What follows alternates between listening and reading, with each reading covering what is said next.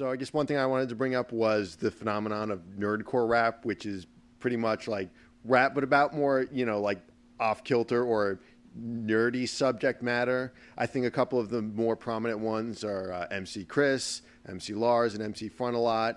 And, guys like MC Chris, their subject matter ranges from everything from I think most of us have heard the song Fet's Vet at some point by MC Chris. His song Hoodie Ninja is on the Honda Civic commercials. He has a song called Smack a Baby. Yeah. What? So, and I think, Yep, yeah, that's MC Chris for you. Yeah. Just look it up. Which of the MCs is the one who has been recently trying to move away from nerdcore and been insulting the nerdcore MC culture? Chris. Yeah, Chris. Yeah. Chris has always had an on and off relationship with nerdcore. Even though his subject matter is very, very nerdcore. Yeah. Yeah. Well, his argument is that his subject matter is him. He's not writing it because it's nerdy. He's writing it because it's him. Yeah, he's writing it because he likes it.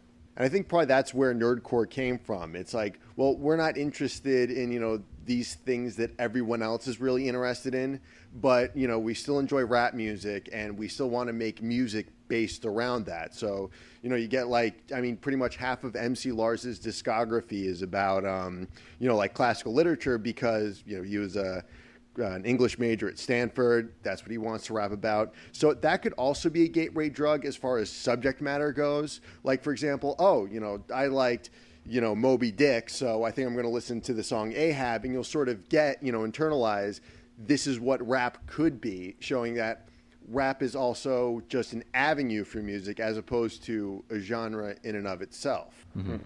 Like a good rapper, like a good stream of rap with really good flow is the equivalent of having listening to a really good guitar solo. I mean, you can see that. Yeah, I could definitely see that. At a certain point, the words are almost kind of meaningless. Right, and it just becomes just okay, he's hitting, the rhythm in the exact way, and the beat lines up, and he's, all the clever wordplay. He could be just saying anything at that point. Yeah, I agree, and I like nerdcore. Again, haha, white guy. I definitely I like nerdcore. I'm a big fan of MC Frontalot. I used to be a huge MC Chris fan. Back in the day. MC Chris was the guy on Aqua Teen, right? Yeah. Yes, which is how I got to know his music, was through that. Same here. I think a lot of people did, and but yeah, it's worth looking into again if you're into that sort of subject matter. But it's also a good indication that, quite honestly, there's rap music that just about every subject. Right. I mean, MC Frontalot has a song about, that text adventure game where you get eaten by a grue. It starts with a Z or an X or something. Zork. Zork. Yeah. Zork. Yeah, Zork. He has a song about Zork, and it's great.